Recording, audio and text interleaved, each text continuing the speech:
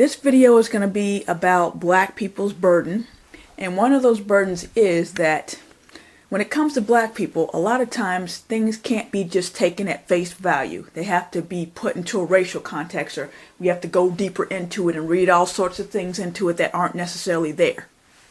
Like, for example, take two white comedians, Jim Carrey and Chris Farley. Chris Farley's dead, of course.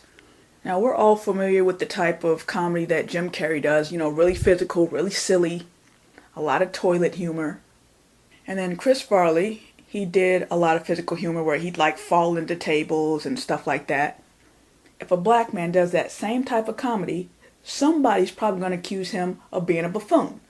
Why are you shucking and jiving? We need to do more sophisticated humor. We came too far to do stuff like this. Or let two black people get in an argument. I can't stand it when two black people argue with each other and then somebody in the background says, "Come on, black people, why are we fighting? Come on, this is what they want us to do. We should be coming together and loving each other." Two white people can argue all day and that's just two people arguing. But let two black people argue and all of a sudden we're destroying the race. Never mind that over in Africa, before the Europeans even came over there, African tribes would go to war with each other. Never mind that. Never mind that arguing is a normal, even healthy thing at times. If you keep bottling your feelings up, eventually they're going to explode, so you might as well have an argument and get it over with, get everything out on the table so you can talk about it. But no, for some reason, if two black people argue, it's worse than if two people of another race argue. I get what they're trying to say or the point they're trying to make, but it really doesn't need to be said. Arguing is a normal part of life. Now, I could possibly get with somebody saying that if the two people are arguing over something stupid, but I've noticed it doesn't matter how legitimate the arguments are, somebody still gotta say, "Come on, y'all, we brothers and sisters, stop fighting." Here's another example. I'm writing a novel, and at the beginning of the novel, my main character, who is a female, leaves her boyfriend because basically he stopped progressing in life. Now, I hope to get this book published, and my ultimate dream is to have it made into a movie. Now, most of the characters in my story are white. And if this story that I'm writing ever gets published and the book becomes popular, and even more so if it becomes a movie, I'm probably going to get asked, "Well, you're a black woman, why didn't you make the characters black?" Because if I make a black woman leave a black man because he's not ambitious enough, do you know the shitstorm that would stir up? Those implications would go so much deeper if the cast was black than if it was white. And it would totally take the attention off of what I want the story to be about.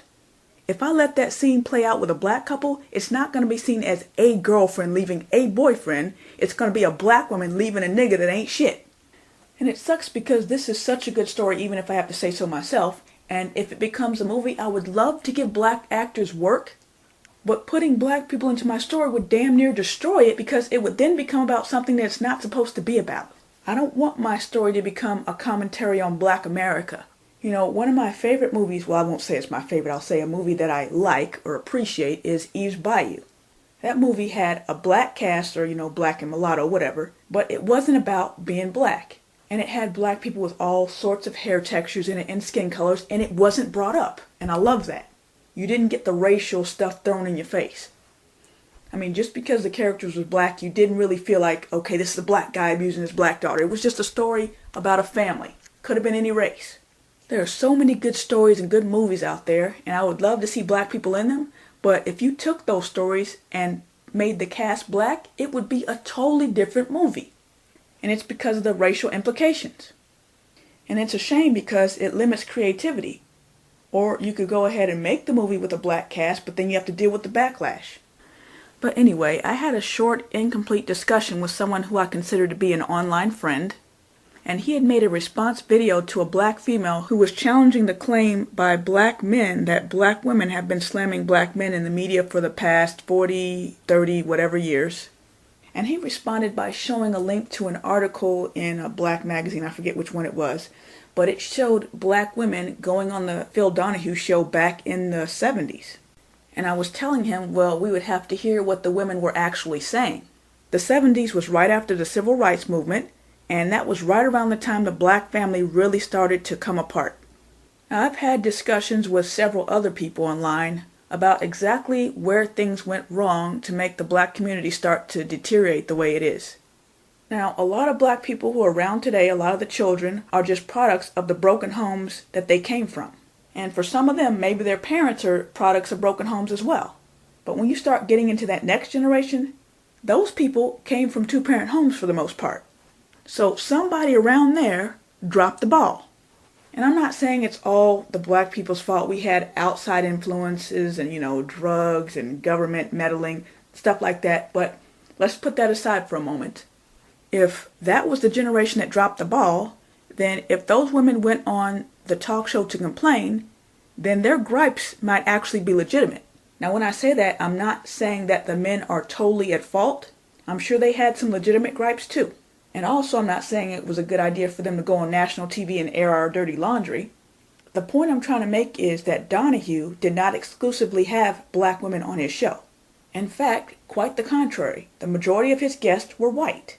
You might tune in that one day and see those black women complaining about whatever, but if you tune in any other day, you'll see white women complaining about white men. Now, the thing is, since they're white and since they are the majority race, they don't say white. Just like if I went over to China, I'm sure they don't specify Chinese because it's just understood. However, if they were talking about a white person, then they would mention the race. So when black women go on a show to complain about black men, is it really black women complaining about black men or women complaining about men? Yes, they do say black a lot of times, but how much of that has to do with the fact that we live in a majority white country? How much of that is because we've been trained to always bring up the racial aspect of stuff?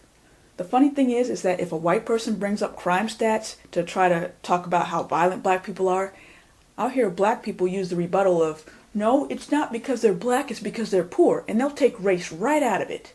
And they'll say things like, if you put a white person in a violent environment or in the hood or in the ghetto, they'd act the same way.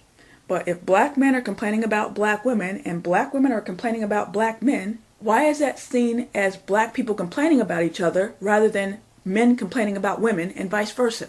I think on some of the stuff we talk about, we're just taking stuff deeper than it actually needs to go. Women complain about the men they're dating, okay? That's just what it is. That's what women do. That's why it's called bitching. Now, there are some black women who deliberately do try to attack black men and tear them down and what have you, but there are also white women who hate men too. They just don't say white.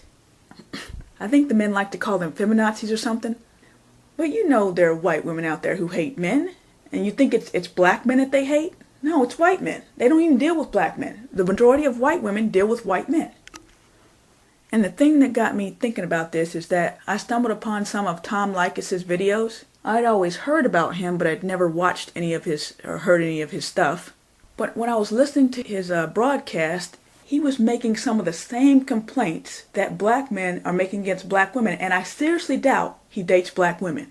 But anyway, all the stuff that these black men are saying other races of women don't do, white men are complaining that they do it. I'm hearing him talk about gold digging, women being a hot young chick and getting knocked up by the bad boy, and then when she gets around 35, she goes looking for the studious, quiet, nerdy guy, using pregnancy as a man trap.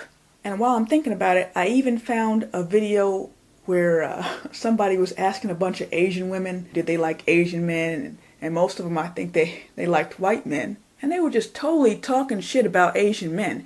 And before you try to dismiss it by saying, well, maybe it was just those Asian women. Well, it could be, except for if you look at the interracial marriage stats for Asian American women, they marry out 3 times more than their male counterpart. No, I don't think that's just those women. So anyway, the moral of the story is women bitch. That's just what we do. So a black woman, even if she says ain't no good black men, yes, she's saying black, but in most cases, the women who say that are not dating any other race. And just like, a black guy will say, I'm done with black women, I'm going to go get me a white woman or a Latina woman. The white men are saying, I'm done with American women, I'm going to go get me a foreign woman, or they're saying I'm not getting married. So I think a lot of this gender war stuff is being interpreted as being deeper than it really is simply because we're black.